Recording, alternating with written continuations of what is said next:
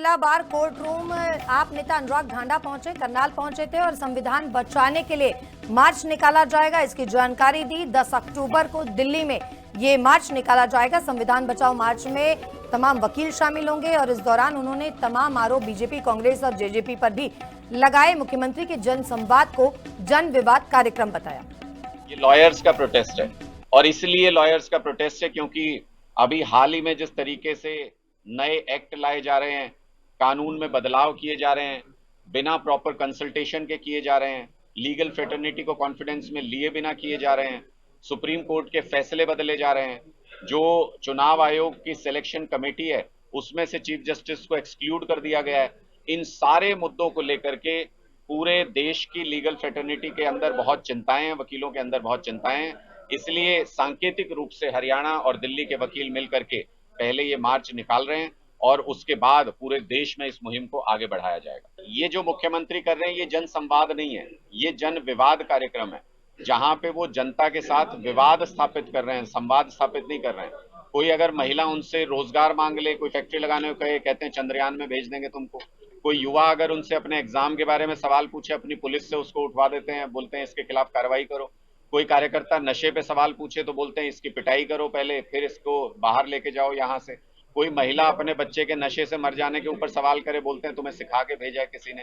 ये जन संवाद थोड़ी है, अपने मन की बात कह देना और जनता की नहीं सुनना, इसको जन संवाद नहीं कहते हैं। मोदी जी से लेके खट्टर साहब तक सबकी आदत यही खराब है, अपने मन की बता देते हैं, जनता के मन की नहीं सुनते हैं। क्योंकि हरियाणा में उनकी दुकान बंद हो गई है, इसलिए आजकल राजस्थान के दौरे पर हैं।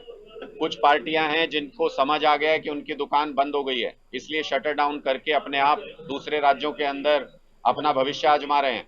कुछ पार्टियां हैं जिनको अभी तक समझ नहीं आया है, उनको 2024 में हम समझा देंगे, उनका शटर हम डाउन करेंगे, वो हमारे हाथों लिखा है। देखिए, आम आदमी पार्टी की तैयारी 90 की 90 विधानसभा सीटों पर और 10 की 10 लोकसभा सीटों पर है।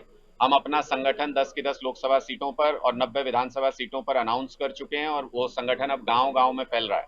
कोऑर्डिनेशन कमेटी जो इंडिया गठबंधन की है वो फैसला करेगी कि हरियाणा में सीट शेयरिंग होगी या नहीं होगी, होगी तो कितनी सीट शेयरिंग होगी।